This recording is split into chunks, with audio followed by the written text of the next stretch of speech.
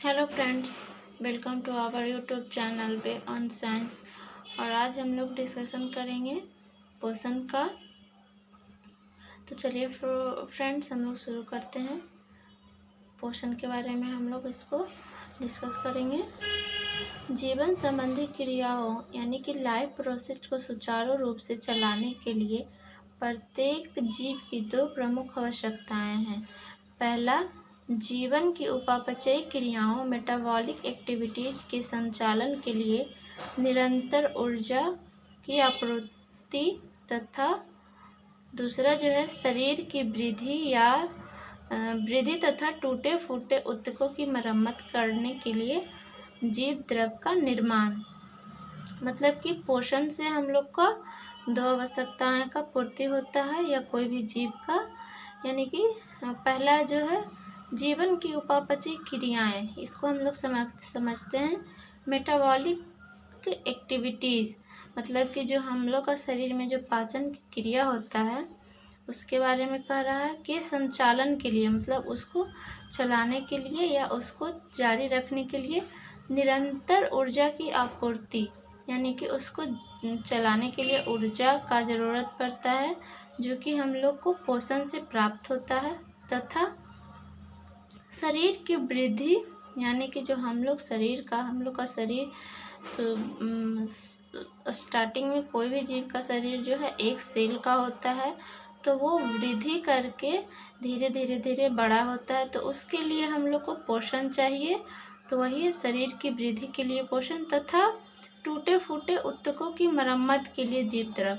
अब इसको हम लोग समझते हैं कि ये कैसे होता है। टूटे फूटे ऊतकों, जैसे कि हम लोग कभी गिर जाते हैं तो चोट लग जाता है, तो वहाँ का जो कोशिका है, वहाँ का जो सेल्स है वो क्षतिग्रस्त हो जाता है, टूट जाता है। जैसे कि हम लोग का कहीं पे जल गया या हम लोग का कहीं कट गया, खून बह गया, तो वहाँ का जो कोशिका क्षतिग्रस्त हो जाता है। तो हम लोग क्या देखते हैं, धीरे धीरे एक समय के बाद वहाँ पे हम लोग का धीरे धीरे घाव भरने लगता है और एक समय के बाद वो ठीक हो जाता है।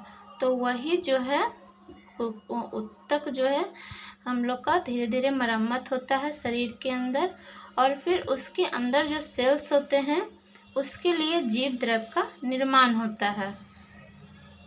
इसको आगे देखते हैं।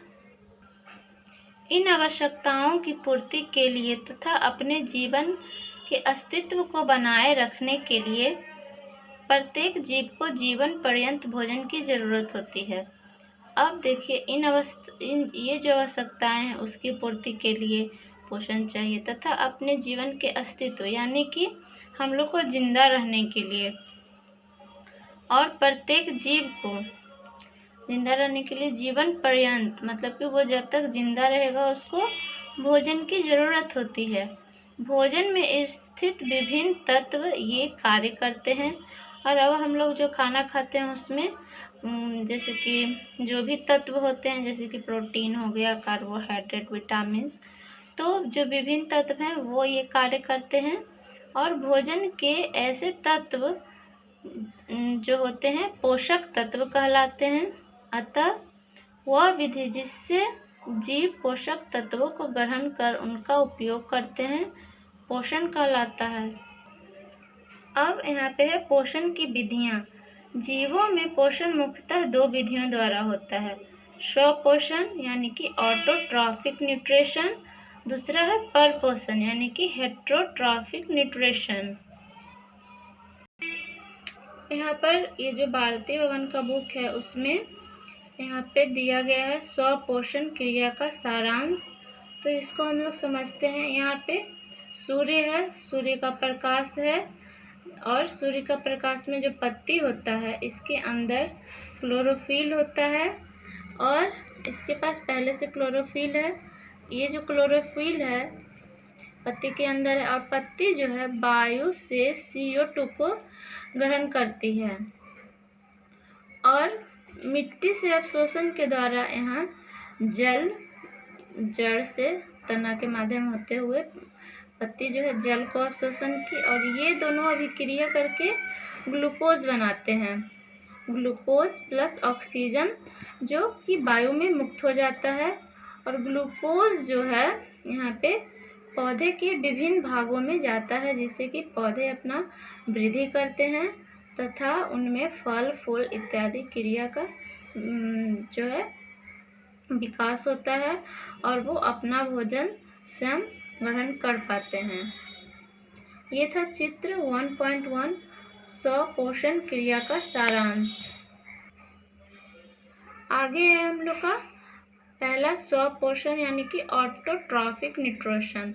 ऑटोट्रॉफ शब्द की उत्पत्ति जो है दो ग्रीक शब्दों से ऑटो और ट्रॉफ के मेल से हुई है। ऑटो शब्द का अर्थ है स्व या स्वतः। ऑटो बराबर सेल्फ होता है तथा ट्रॉप्स का अर्थ होता है पोषण। ट्रॉप्स बराबर न्यूट्रिशन। अतः ऐसे जीव जो भोजन के लिए अन्य जीवों पर निर्भर न रहकर अपना भोजन स्वयं संश्लेषित करते हैं स्वपोषी या ऑटोट्रॉप्स कहलाते हैं। जैसे कि हरे पेड़ पौधे हो गए, ये किसी जीव पे आश्रित भोजन के लिए नहीं रहते हैं, अपना भोजन ये लोग स्वयं संश्लेषित करते हैं। इनमें ग्लूकोज का निर्माण होता है और अपने पौधे के विभिन्न भागों में भेजते हैं और जितना पौधा यूज कर पाता है ग्लूकोज को यूज करता है और बाकी जो ग्लूकोज है इसमें फल के रूप में जमा हो जाता है, जो कि बाद में फल और बीज का निर्माण करता है। आगे है सभी हरे पौधे स्वपोषी होते हैं। इन पौधे में एक प्रकार की रचना हरित लवक या क्लोरोप्लास्ट पाई जाती है। क्लोरोप्लास्ट में हरे रंग का वर्णक पिगमेंट होता है जिसे पर्णहरित या क्लोरोफिल कहते हैं पाया जाता है। क्लोरोफिल की उपस्थिति के कारण ही पौधे का रंग हरा दिखता है। ऐसे पौधे सूर्य के प्रकाश से ऊर्जा प्राप्त कर क्लोरोफिल की उपस्थिति में कार्बन डाइऑक्साइड यानी कि CO2 तथा जल H2O के द्वारा अपने भोजन कार्बोहाइड्रेट कार्बनिक पदार्थ का संश्लेषण करते हैं। इस प्रक्रिया को प्रकाश संश्लेषण यानी कि फोटोसिंथेसिस कहते हैं। अब नेक्स्ट है परपोषण यानी कि हेटेरोट्रॉफिक न्यूट्रिशन। क्लोरोफिल की अनुपस्थिति के कारण समस्त जंतु या कवक पौधे की तरह अपना भोजन स्वयं संश्लेषित करने में सक्षम नहीं होते हैं। मतलब कि जो है क्लोरोफिल की अनुपस्थिति मतलब क्लोरोफिल नहीं पाया जाएगा इसमें समस्त जंतु तथा कवक में, जिसके कारण पौधे की तरह ये अपना भोजन स्वयं बनाने में सक्षम नहीं होते हैं। अतः भोजन के लिए यह पूर्ण रूप से अन्य जीवों पर निर्भर होते हैं। ऐसे जीव जो अपने भोजन के लिए किसी न किसी रूप से अन्य जीवों पर आश्रित होते हैं परपोषी या हेटेरोट्रॉप्स कहलाते हैं। अब जैसे कि हम लोग ही हैं, आदमी है, अपना भोजन स्वयं नहीं बना सकते हैं। हम लोग भोजन के लिए पौधे या जंतु पर निर्भर होते हैं। हम लोग अगर पौधे अन्न नहीं उत्पन्न करेंगे तो हम लोग को भोजन नहीं मिलेगा। अन्न हो गया, फल हो गया या किसी न किसी जो मांसाहारी हैं वो जंतु पे आश्रित रहते हैं। आगे है परपोषी या हेटेरोट्रॉप्स कहलाते हैं।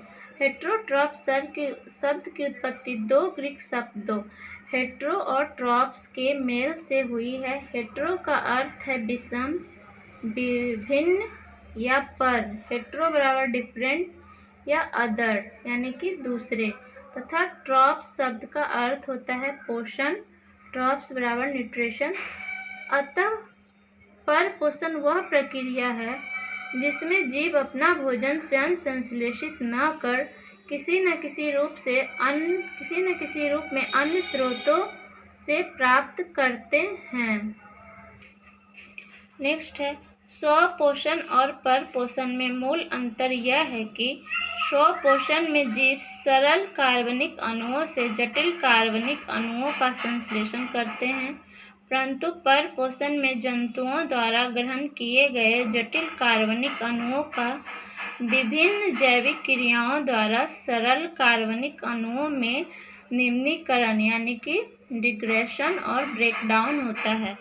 जैसे कि यहाँ पे समझते हैं, स्वपोषण, जैसे कि पौधा जो है अपना स्वयं पोषण करके उसके पास जो है अकार्बनिक अणु है, जिससे कि वो कार्बनिक अणु का यानी कि फल या अन्न का निर्माण करेगा।